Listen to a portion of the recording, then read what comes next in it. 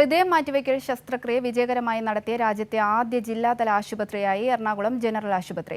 നേപ്പാൾ സ്വദേശിയായ പെൺകുട്ടിയുടെ ശസ്ത്രക്രിയ വിജയകരമെന്നും ആശങ്കപ്പെടേണ്ട സാഹചര്യമില്ലെന്നും ജനറൽ ആശുപത്രി സൂപ്രണ്ട് ഡോക്ടർ ഷാഹിർ ഷാ പറഞ്ഞു.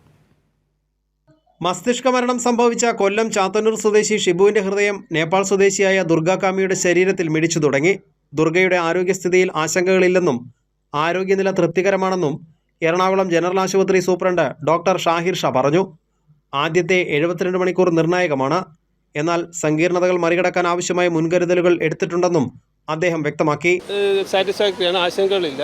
പക്ഷേ ഇങ്ങനെ വന്നിട്ട് നമ്മൾക്കറിയാം, ഏറ്റവും സങ്കീർണമായ ശസ്ത്രക്രിയയാണ് ഹൃദയമാറ്റിക് ശസ്ത്രക്രിയ. അതിന് വരാവുന്ന ചില കോംപ്ലിക്കേഷൻ നമ്മൾ എക്സ്പെക്റ്റഡ് ഉണ്ട്. അത് നേരത്തെ തന്നെ മനസ്സിലാക്കി മാനേജ് ചെയ്യാനുള്ള പ്രിപ്പറേഷൻ നമ്മൾ നടത്തിയിട്ടുണ്ട്. കോൺഷ്യസ് ആണ്, വെൽ ഓറിയൻറ്റഡ് ആണ്, സ്റ്റിമുലസിന് റെസ്പോണ്ട് ചെയ്യുന്നുണ്ട്. വെന്റിലേറ്ററിലാണ് അവർ സപ്പോർട്ട്.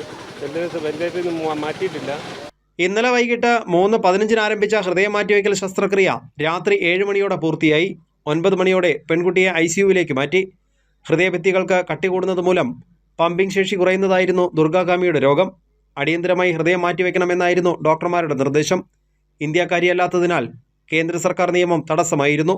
കോടതിയുടെ ഇടപെടലാണ് സഹായകമായത്. ഹൃദയം ദാനം ചെയ്യാൻ ഷിബുവിൻ്റെ ബന്ധുക്കൾ തയ്യാറായതോടെ ചികിത്സയുടെ മുഴുവൻ ഉത്തരവാദിത്തങ്ങളും സംസ്ഥാന സർക്കാർ ഏറ്റെടുത്തു.